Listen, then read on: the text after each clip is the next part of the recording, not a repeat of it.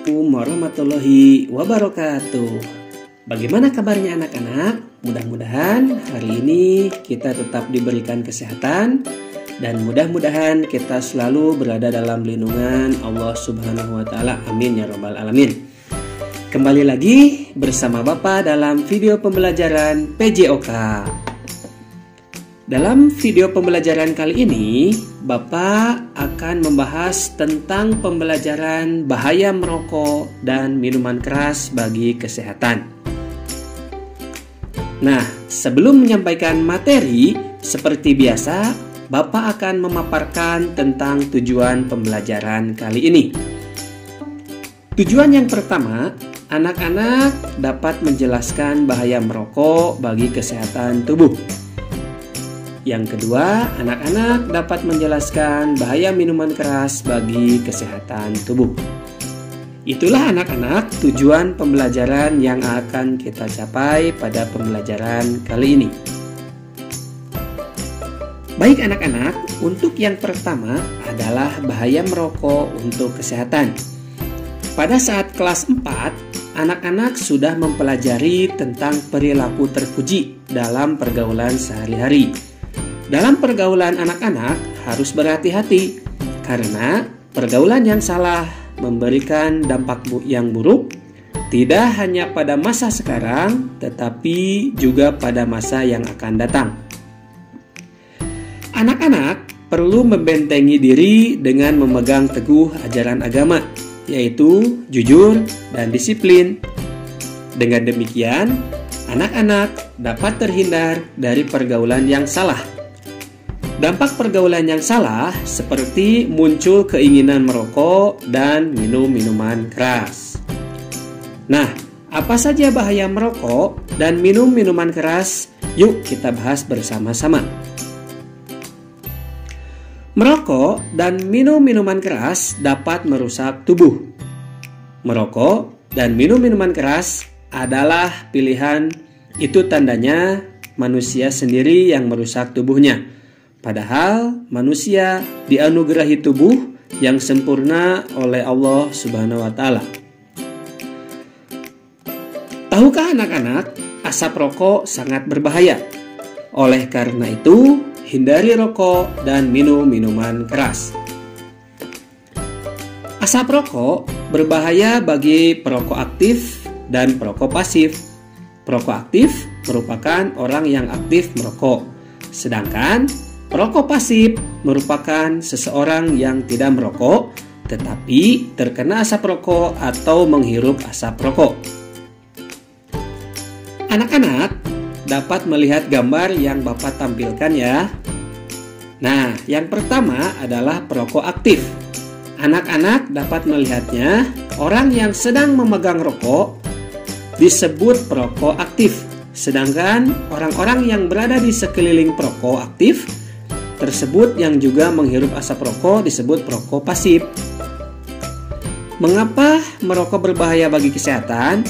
Nah, yang menyebabkan bahaya merokok bagi kesehatan adalah kandungan yang terdapat dalam rokok tersebut. Apa saja yang terdapat dalam kandungan rokok tersebut? Nah, yang pertama adalah nikotin. Nikotin merupakan zat adiktif yang dapat menyebabkan kecanduan.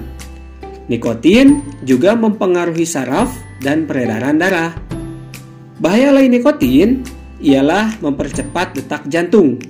Kondisi tersebut menyebabkan kerja jantung lebih berat, meningkatkan tekanan darah, serta mengecilkan saluran pembuluh darah. Nikotin juga berdampak pada perusakan sel-sel pada tubuh. Yang selanjutnya terdapat pada rokok adalah tar. Tar merupakan kotoran pekat yang menyumbat paru-paru dan sistem pernapasan. Sumbatan ini menyebabkan bronkitis kronis. Dalam beberapa kasus, tar juga menyebabkan kanker paru-paru atau karsinogenik. Tar sangat berbahaya bagi kesehatan jika dikonsumsi manusia. Komponen yang ketiga adalah karbon monoksida.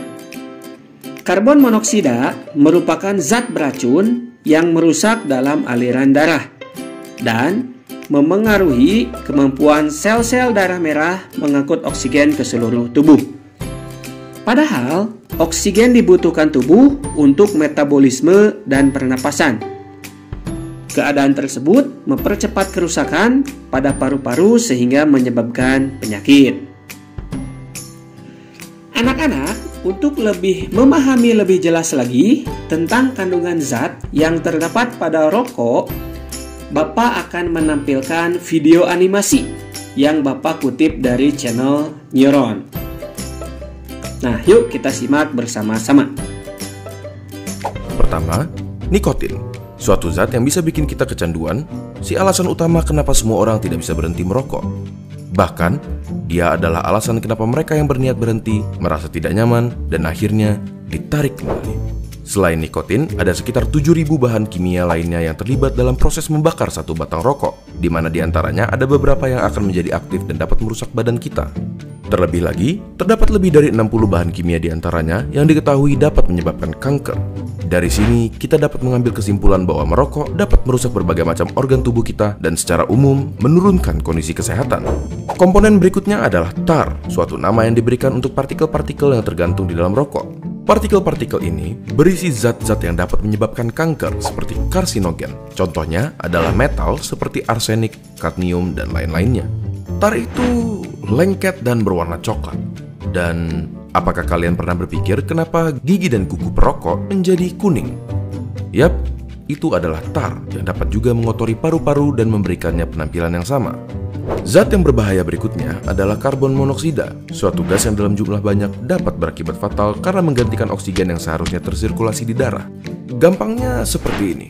Di darah terdapat sel darah merah, dan di sel darah merah terdapat hemoglobin. Pada mereka yang tidak merokok, oksigen mengikat ke hemoglobin dan diantar ke seluruh tubuh. Tetapi, karbon monoksida dapat mengikatkan dirinya ke hemoglobin lebih mudah dari oksigen, dan akhirnya menggantikan oksigen. Kalian mungkin berpikir, ya sudahlah, apa masalahnya oksigen diganti karbon monoksida? Sangat bermasalah. Karbon monoksida membuat darah semakin kental, dan pada aktivitas seperti berlari yang membutuhkan banyak suplai oksigen, organ-organ penting seperti jantung, otak, dan lain-lain jadi kebagian sedikit sekali oksigen dan dapat berakibat fatal. Selain itu, di dalam rokok terdapat sesuatu yang bernama hidrogen sianida. Paru-paru kita biasanya mempunyai rambut-rambut kecil bernama silia yang membantu membuang zat-zat asing yang memasuki saluran pernafasan. Hidrogen sianida menghalangi tubuh kita dalam melakukan proses tersebut dan membiarkan bahan-bahan kimia seperti hidrokarbon, nitrous oxide, organic acid, dan lain-lainnya yang ada di dalam rokok berkumpul di dalam paru-paru dan merusaknya. Tetapi, di balik kenyataan bahwa merokok merusak paru-paru, jantung, pembuluh darah, bahkan otak sampai dapat menyebabkan stroke, ada fakta menarik yang tidak semua orang tahu. Suatu penelitian menyatakan bahwa merokok mengurangi risiko penyakit yang bernama ulcerative colitis, suatu penyakit di usus. Tetapi, rokok meningkatkan kemungkinan terkena Crohn's disease, suatu penyakit di usus juga. Apakah bebas dari ulcerative colitis sepadan dengan risiko-risiko lainnya? Zat yang terkandung dalam rokok tersebut menyebabkan dampak buruk bagi kesehatan tubuh kita. Apa saja dampak buruk merokok? Yang pertama, menimbulkan rasa ketergantungan yang makin tinggi. Yang kedua, menyebabkan gangguan kesehatan seperti fisik lemah, malas, mudah sakit, dan menderita penyakit kronis. Yang ketiga, mengganggu perkembangan aspek mental anak-anak. Dan yang terakhir adalah memudarkan rasa peduli terhadap lingkungan sekitar. Nah, anak-anak, setelah mengetahui dampak buruk merokok tersebut, kita sebaiknya tidak boleh merokok karena sangat berdampak buruk bagi kesehatan tubuh kita. Sebagai generasi sehat, hendaknya anak-anak berperan dalam mensosialisasikan bahaya merokok bagi kesehatan.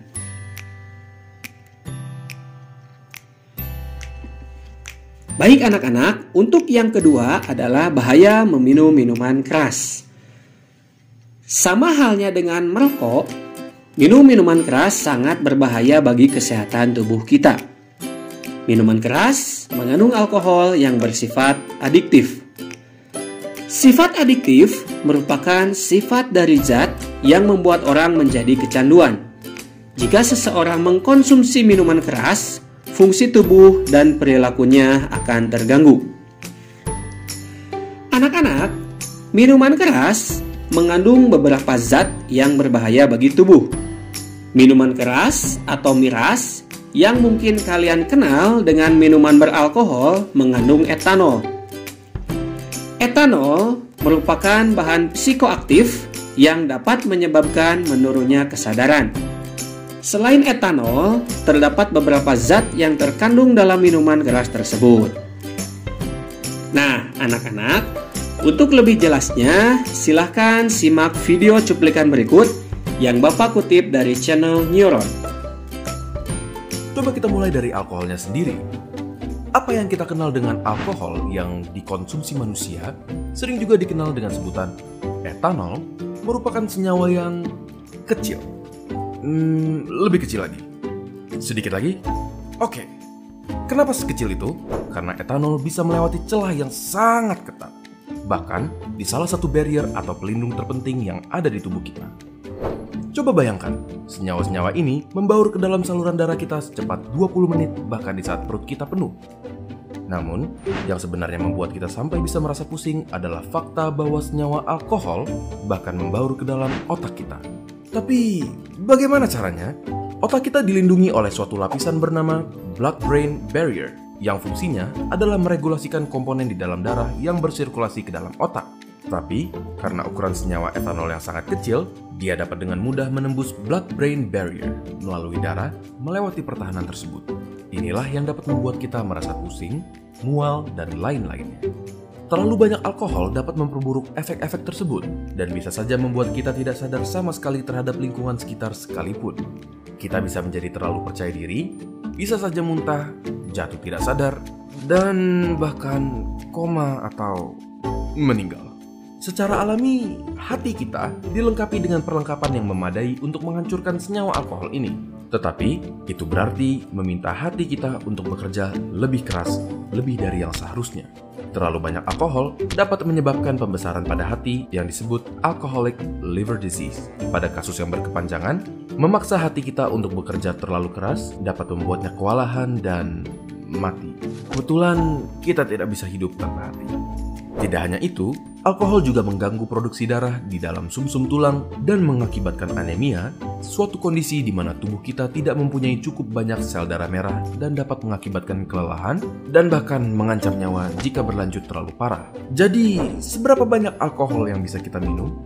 Jawaban yang benar adalah tidak sama sekali. Suatu penelitian menunjukkan bahwa meminum alkohol 1 hari saja meningkatkan kemungkinan berkembangnya masalah kesehatan sebanyak 0,5% dibanding mereka yang tidak mengkonsumsinya. Bagaimana menurut kalian? Apakah fakta-fakta ini cukup mengerikan atau terdengar biasa saja? Nah, setelah anak-anak menyimak cuplikan video yang Bapak tampilkan tersebut, anak-anak jadi mengetahui seperti apa bahaya minuman keras bagi kesehatan.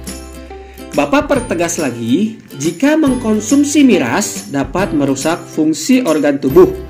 Miras menyebabkan gangguan mental organik atau GMO. GMO muncul akibat langsung alkohol pada sel-sel saraf pusat. Zat adiktif alkohol dapat menyebabkan seseorang keracunan atau mabuk. Berdasarkan hasil penelitian, miras menyebabkan pendarahan pada tenggorokan, terganggunya sistem pernapasan, dan berbagai penyakit lain. Nah, setelah anak-anak mengetahui bahaya dari meminum minuman keras tersebut, sebaiknya kita harus menjauhi dan kalau bisa katakan tidak pada miras. Hindari bergaul dengan peminum miras dan sebaiknya terlibat dalam sosialisasi bahaya miras bagi kesehatan. Dan tanamkan dalam hati jika miras berbahaya bagi tubuh, karena agama kita melarang kita untuk mengkonsumsi miras. Karena miras maupun merokok sangat berdampak negatif bagi tubuh kita dan kesehatan kita. Sebagai makhluk ciptaan Allah yang berakal, hendaknya anak-anak menghindarkan diri dari miras. Caranya dengan melakukan kegiatan positif. Demikianlah anak-anak, video pembelajaran Bapak kali ini. Semoga video ini dapat membantu anak-anak dalam proses belajar di rumah. Jika video ini bermanfaat, silakan bagikan ke teman anak-anak agar anak-anak dapat belajar bersama. Jangan lupa selalu untuk menjaga kesehatan dengan rutin berolahraga. Sampai jumpa di video pembelajaran Bapak berikutnya. Terima kasih. Wassalamualaikum warahmatullahi wabarakatuh.